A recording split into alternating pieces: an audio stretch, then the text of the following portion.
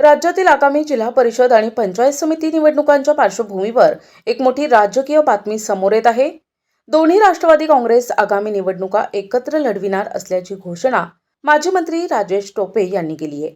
अहिल्यानगर जिल्ह्यातील कर्जत तालुक्यातील सिद्धटेक येथे श्री सिद्धिविनायकाचे दर्शन घेतल्यानंतर पत्रकारांशी बोलताना त्यांनी हे महत्त्वपूर्ण विधान केलंय।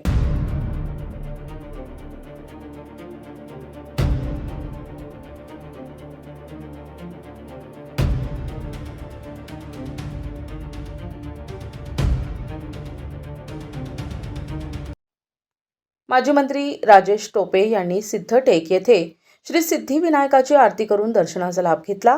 यावेळी त्यांनी पत्रकारांशी संवाद साधताना आगामी निवडणुकीच्या रणनीतीवर भाष्य केलंय।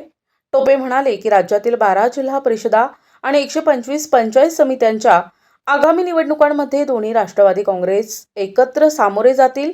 हा निर्णय दोन्ही पक्षांच्या वरिष्ठ नेत्यांच्या पातळीवर झाला असून त्याचे सकारात्मक परिणाम राज्याच्या राजकारणात दिसून येतील अशी खात्रीही त्यांनी व्यक्त केली आहे। महापालिका निवडणुकांनंतर आता स्थानिक स्वराज्य संस्थांमध्येही ही युती पाहायला मिळणार आहे। विशेष म्हणजे ज्या ठिकाणी दोन्ही पक्षांकडे तगडे उमेदवार असतील तिथे एकमेकांविरुद्ध लढण्यापेक्षा मैत्रीपूर्ण लढती घेण्याचा पर्यायही खुला असल्याचे टोपे यांनी स्पष्ट केलंय।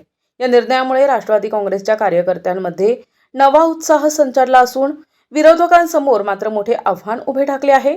दर्शनावेळी त्यांच्यासोबत वैशाली नागवडे, माधुरी पाटील, प्रवीण कापसे, हनुमंत भोसले यांच्यासह अनेक पदाधिकारी उपस्थित होते। राष्ट्रवादी काँग्रेस शरद पवार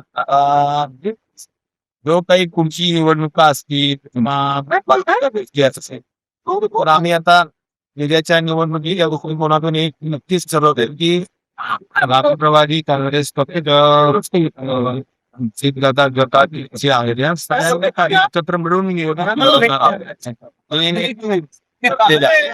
आज पवार साहेब आहे आम्ही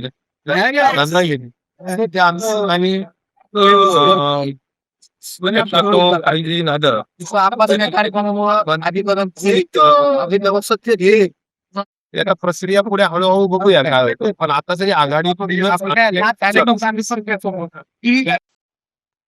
प्रतिनिधी प्रथमेश शुक्ल, NTV न्यूज मराठी, सिद्धटेक, अहिल्यानगर।